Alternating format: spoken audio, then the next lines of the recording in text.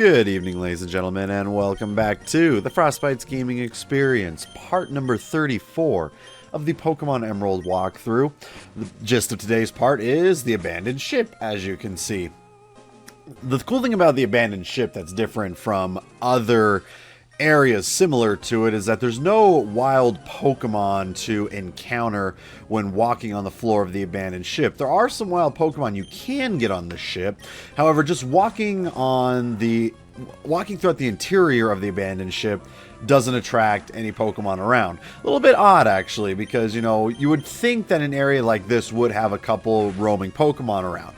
Kind of like the abandoned mansion in the first Pokemon game.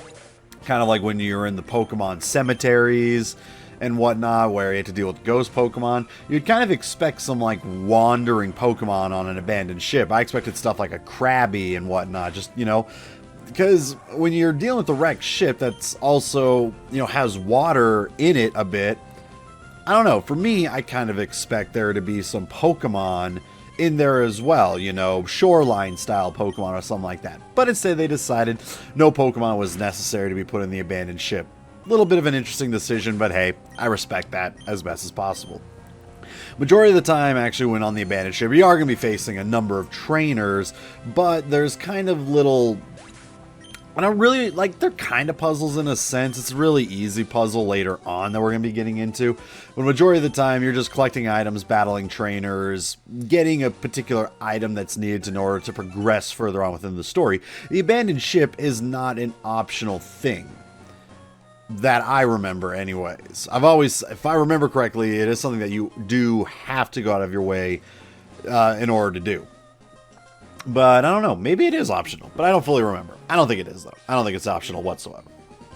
Now, luckily for us, when it comes to the abandoned ship, all of the items that you can actually collect on the ship, minus a certain select few items, are all visible. There's really no hidden items. And the supposed hidden items on the ship aren't nearly as hidden, which once again, we'll go more into details about that. Once we get to that point, I'll explain the whole entire quote-unquote puzzle that the ship kind of has in a sense. And it's not really a puzzle. It's more of like a memorization game more than anything else. But again, those are really the only quote-unquote hidden items you need to find. Everything else is just kind of out in the open. So it's a much easier area to traverse compared to some other areas. Trainers, once again, all around the mid 20s area, basically, because again, you don't need anything aside from surf in order to reach the abandoned ship.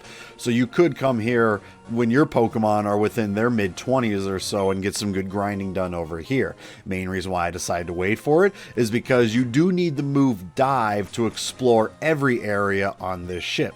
So as you can see within the room next to us right now, the room that I'm going to be heading on into, there's a bunch of water there. And if you can tell, you know, there's some dark in the water as well, meaning that you're capable of diving in it. Again, this is the main reason why I decided to wait to do it, because I wanted to utilize dive here. Cool thing though, there's no like wild seaweed underneath, so there's no Pokemon that you can encounter by using the move dive. All the Pokemon that you can encounter are through the move surf itself. In surfing in these two small little areas of the abandoned ship, you have yourself a 99% chance of running into a tentacle with a 1% chance that it's going to run into a tentacruel. You can fish in it as well for a 30% chance for a tentacle, 70% chance for Magikarp with the old rod, 40% chance for a tentacle, 60% chance for Magikarp, and it's 40%, 60% with the good rod, and it is a 80% chance for a tentacle and a 20% chance for a tentacruel with the super rod. So this is the area where we have quote-unquote hidden items. Whenever you walk into a room, you can see those little lights shining. Those lights are the shining of two different kind of things, one of which is going to be a room key. The other one is useless trash. Now, how useless trash can shine bright like a key, I don't know. And how a key is completely invisible, I also don't know. But I don't really need to know that. I just have to memorize which each one of them are, and that's what we're basically showcasing. So the only hidden items here are going to be the room keys that go into this little puzzle of, hey, get this number room key, go to that room number. Now this last one's a little bit interesting. So we're going into the 6th room that is connected to the 5th room. The 5th room does not require a key to get in it. Instead, what the 5th room is for, you walk into the 5th room and it'll show all the shines of this particular room that you then have to memorize and go through room number 6 in order to find the room number 2 key. Relatively easy. Again, not tough whatsoever. But a fun little puzzle nonetheless. You know, having to do a small little memorization game where you walk into an area, it's like, hey, this stuff is shining. And through that, we get ourselves the scanner. Now, again, I do believe that the scanner is needed in order to move on with the story, which is why the abandoned ship is mandatory. I know that you can trade in the scanner to get a particular item. The only thing I don't remember is, you know, can you move the story along without the scanner and the scanner's just for getting the particular item or not? I'm assuming that it is needed in order to progress the story. I just do not remember. Once again, I haven't played this game in forever. So, with that stated, take anything that I say with a massive grain of salt. Do that with me for just about every game. You know, even if I literally just played this game and beat it yesterday, if I came in today, chances are I misremember certain things. It happens. What can you do? That's not going to stop us from having to deal with some more Pokemon here. And quite frankly, I am curious as to why certain of these trainers are even doing on the abandoned ship. Some people say they're looking for treasure. Fantastic. You know, there's a kid saying that he's hiding from his mom. Odd. Why is a kid with a floaty in this abandoned ship by himself running in circles? He's not going to be floating anywhere on the ship. How'd he end up here? Where's his parents? Where is anyone that is related to him? What is this hiker and this little girl doing on this ship? And why are they in the same room together? Oh, that's right. It's not a hiker. This guy is a maniac.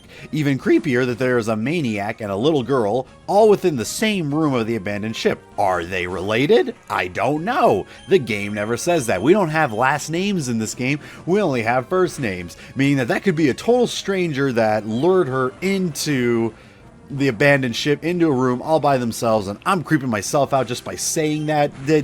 Just certain things when it comes to the Pokemon games can be taken very much out of context, much like that Scott fellow that is always stalking us, even though we're only like a 12-year-old kid or something like that. It's really creepy. Like, I can't get over how creepy some of these adults are in this game.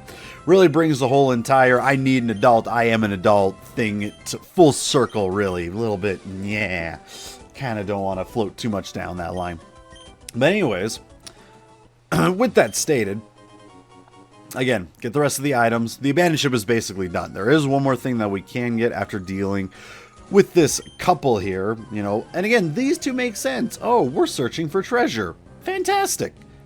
You know, like, out of everybody that we have fought on this after everyone that we have fought on this ship, so far, the only people that I recall actually having a good reason for being on the ship is these two. Hey, we're trying to find sunken lost treasure or something like that. Hey, that sounds like something that you would do on an abandoned ship. Why not? What's everyone else doing there? I guess even then, the relic maniac, the artifact maniac, the whatever he is that uses the ground type Pokemon, I guess it would make sense in his case too. I mean, technically his job is looking for lost artifacts, and you can find some lost artifacts on a ship.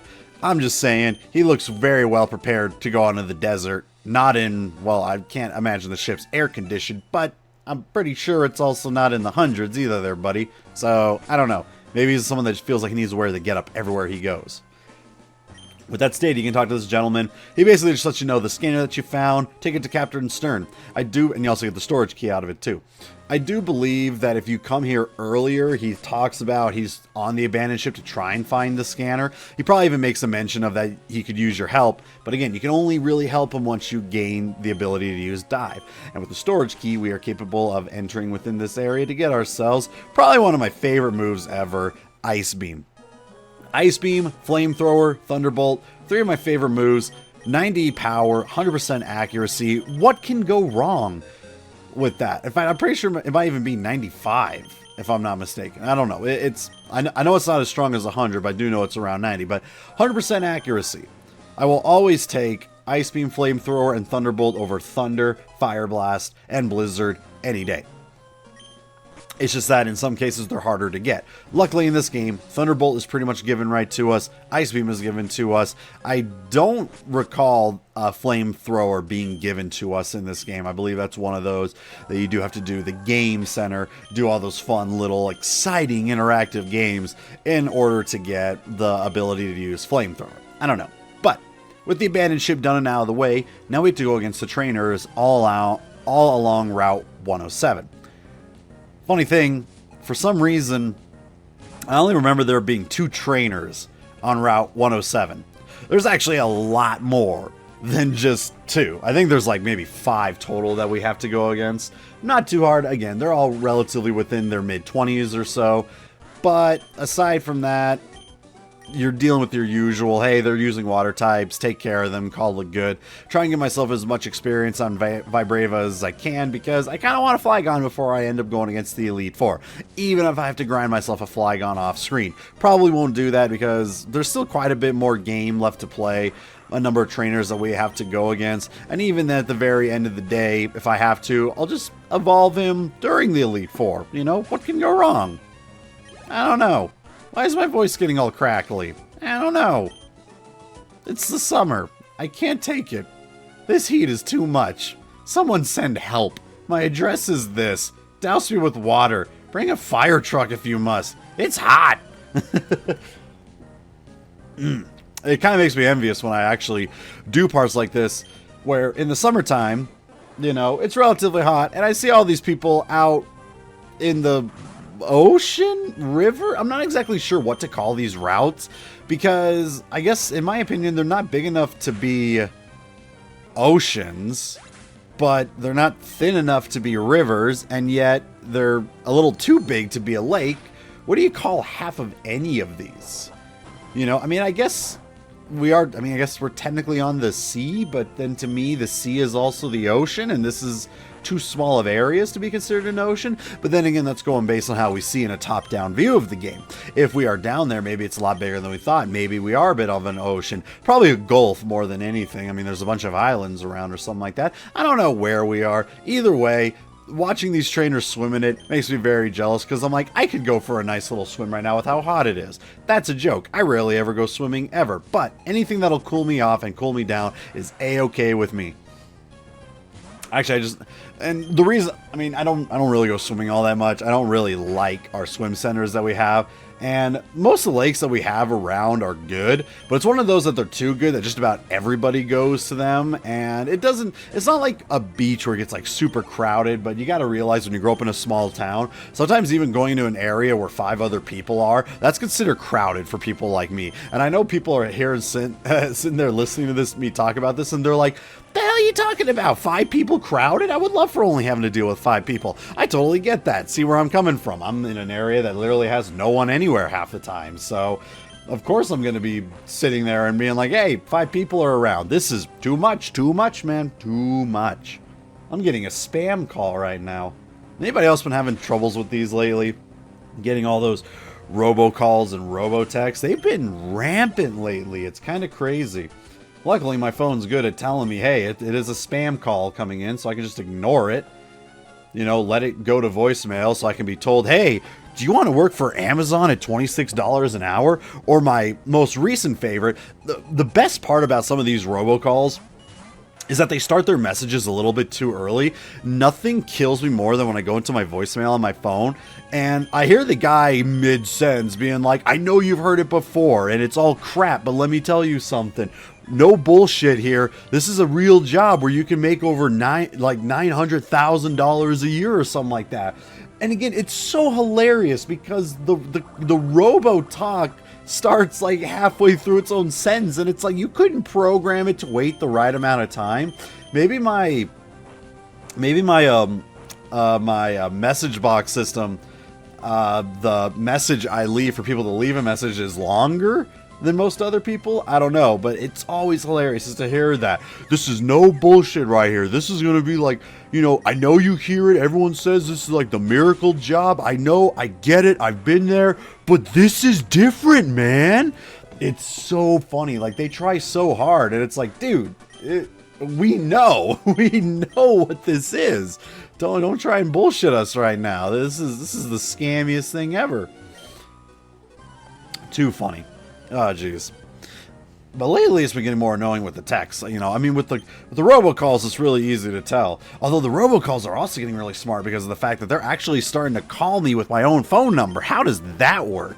Seriously, how does that work? How do you get a robocall from your very own number? I'm very curious on how someone found a way to hack it that way. It's very, very nerve-wracking in a sense. Not terribly, but still at the same time, it's like, yeah, it's a little bit weird. I'm not comfortable with that. I'm not comfortable at all with it. Not at all. But text message ones are the ones that are really annoying. But they're also the ones that are the easiest to know that it's completely false. You know, yeah, I'm totally getting a text message from 53872. Yeah, that's a phone number. Hey man, I can't believe so-and-so did this. Check out this link because I'm totally not fake. It's great. Like, they try to humanize them so much, but it's like the people that make these don't know how humans actually interact with one another. And some of it you can even tell that it's someone that doesn't even speak English clearly, so they're typing it the way that they think it should be translated, and they're completely wrong, and it makes it even funnier because of it. Because it's like, who in their right minds would actually type like this? It's hilarious. Oh, too funny. But anyways, with that, we're going to call it a part, ladies and gentlemen. So I do hope you enjoy the rest of your evenings, and we will catch you all in the next part.